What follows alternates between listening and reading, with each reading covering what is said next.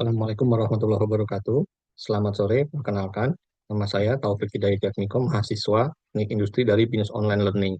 Pada kesempatan ini, saya akan mempresentasikan hasil tugas mata kuliah Karakter Building Kewarganegaraan yang mengangkat topik Sustainable Development Goals atau SDG nomor 9, yaitu membangun industri yang inklusif dan berkelanjutan, mendorong inovasi dan memperkuat infrastruktur. Topik ini saya angkat berdasarkan hasil wawancara langsung dengan production manager di tempat saya bekerja, yaitu PT Solusi Bangun Indonesia, sebuah industri semen nasional yang tergabung dalam Semen Indonesia Group. Dalam wawancara ini, saya mendapat banyak wawasan tentang bagaimana tantangan dan solusi lapangan yang dikaitkan dengan tujuan besar SDG 9. Semoga paparan kali ini akan bermanfaat dan dapat menjadi bahan diskusi konstruktif bagi kita semua. Latar belakang SDG 9 menekankan pentingnya industri yang berkelanjutan, inovasi teknologi, dan infrastruktur yang inklusif.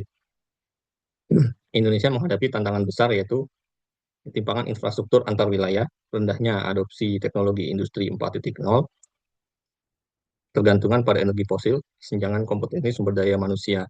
Pembangunan industri yang berkelanjutan adalah bagian integral dari agenda pembangunan nasional yang selaras dengan SDG, khususnya tujuan nomor 9, yaitu industri inovasi dan infrastruktur. Hal ini menuntut pengembangan infrastruktur yang modern dan adopsi teknologi inovatif yang dapat meningkatkan daya saing sekaligus menjaga keseimbangan sosial dan lingkungan. Adopsi teknologi canggih seperti smart manufacturing, Internet of Things, dan kecerdasan buatan atau AI merupakan kunci dalam meningkatkan efisiensi operasional dan mengoptimalkan potensi industri. Namun transisi ke energi hijau dan digital memerlukan investasi yang besar. Contohnya menurut ISR 2023, biaya instalasi PLTS skala industri mencapai 15 hingga 20 miliar rupiah per megawatt. Sementara anggaran pemerintah untuk infrastruktur inklusif hanya mencapai 8% dari total APBN pada tahun 2024, sumber dari Kementerian Keuangan. Selain itu, keterbatasan SDM juga menjadi kendala, yang mana hanya 22% tenaga kerja manufaktur yang memiliki sertifikat kompetensi teknologi hijau. Sementara kurikulum pendidikan vokasi belum sepenuhnya selaras dengan kebutuhan industri 4.0. Di tengah upaya transformasi ini, tantangan perubahan budaya juga sangat signifikan. Studi LPI NUI tahun 2023 menunjukkan 68% pekerja di industri tradisional menolak otomasi dikarenakan khawatir akan mengurangi lapangan pekerjaan. Sementara itu, kolaborasi antara pemerintah, akademisi, industri, dan masyarakat menjadi kunci dalam mewujudkan transformasi ini, di mana setiap pihak harus berperan aktif dalam menciptakan lingkungan yang lebih adil dan berkelanjutan. Dengan demikian, inisiatif ini tidak hanya mendorong pertumbuhan ekonomi melalui peningkatan efisiensi operasional, tapi juga membangun fondasi moral dan sosial yang kuat, memastikan bahwa setiap langkah menuju kemajuan teknologi dan infrastruktur senantiasa diiringi oleh nilai-nilai keadilan, kepedulian terhadap lingkungan, dan semangat gotong royong. Rumusan masalah dari proyek kami ini yaitu pertama, bagaimana mengurangi kesenjangan infrastruktur industri di Indonesia, bagaimana meningkatkan adopsi teknologi inovatif seperti IoT, AI, smart manufacturing, dan bagaimana mengatasi keterbatasan SDM dalam industri saat ini, bagaimana membangun budaya kerja yang mendukung inovasi dan kolaborasi di antara semua pihak yang memiliki kepentingan. Dalam wawancara yang saya lakukan, saya mendapatkan beberapa temuan. Pada industri semen, itu sangat tergantung kepada energi fosil, yaitu batu bara. Namun PT SBI atau Solusi Bangun Indonesia Tuban sudah mulai menggunakan energi alternatif dalam bentuk limbah yang digunakan untuk membantu pembakaran dan memasang PLTS atau pembangkit listrik tenaga surya. Infrastruktur ini adalah hasil kerjasama dengan penyedia teknologi panel surya yang memasok energi listrik untuk kebutuhan domestik di pabrik. Kedua, implementasi energi bersih dilakukan dengan melakukan co-processing limbah. Di sini PT SBI menerima limbah yang masih memiliki nilai kalor untuk dicampurkan dengan bahan bakar utama, yaitu batu bara, sehingga dapat mengurangi porsi penggunaan batu bara, sehingga membantu mengurangi emisi gas buang dari energi fosil dan sekaligus membantu pengolahan limbah. Sumber daya manusia di pabrik kami juga didorong untuk beradaptasi melalui penetapan Key Performance Indicator untuk menggunakan energi alternatif di pabrik. Lalu temuan selanjutnya adalah kolaborasi antar bagian seperti maintenance, quality control, control room, itu menjadi kunci sukses dalam pengoperasian pabrik semen kami. Yang terakhir, perusahaan menyelaraskan kegiatan operasional dengan regulasi dari pemerintah, khususnya dari Kementerian Lingkungan Hidup. Solusi yang kami tawarkan untuk berusaha mendukung penerapan SDG 9 ini, pertama adalah sebaiknya diadakan insentif dan regulasi yang jelas untuk energi terbarukan dan teknologi hijau, khususnya yang digunakan di level industri. dengan insentif yang menarik dan regulasi yang jelas, maka industri akan berlomba-lomba untuk menggunakan energi alternatif dan terbarukan.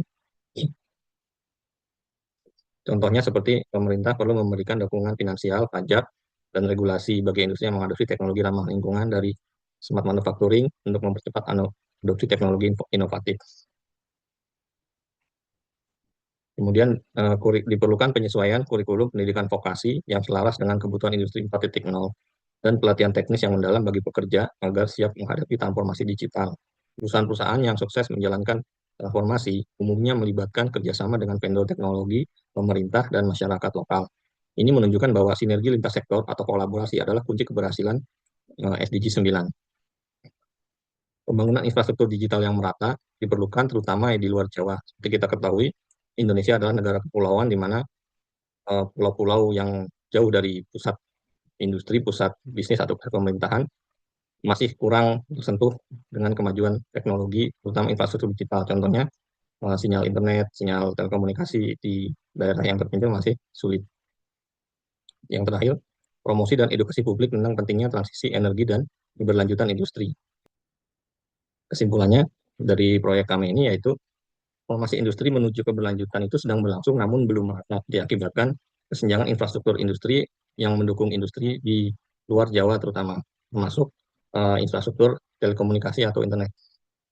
Tantangan utamanya adalah yang pertama infrastruktur itu tadi, kemudian kompetensi sumber daya manusia dan eksistensi budaya di lokasi yang masih tradisional.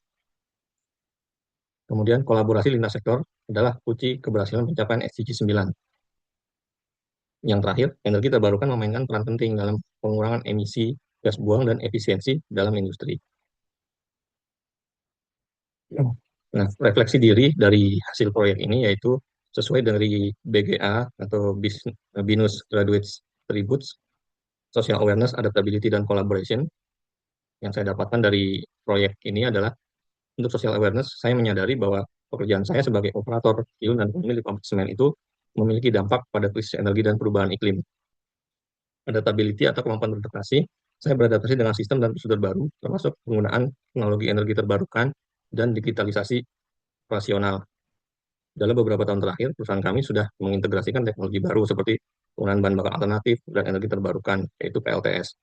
Perubahan ini tentu membawa tantangan bagi saya sebagai operator, terutama dalam hal pemahaman sistem baru dan penyesuaian terhadap prosedur kerja yang lebih ketat. Kemudian untuk kolaborasi, pengoperasian kiln dan cold mill di pabrik semen ini tidak bisa berjalan sendiri. Maka itu saya belajar pentingnya kolaborasi dan komunikasi tim untuk mencapai efisiensi dan keberhasilan program menggunakan energi alternatif ini. Demikian presentasi saya kali ini. Apabila ada kurangnya, saya mohon maaf. Assalamualaikum warahmatullahi wabarakatuh.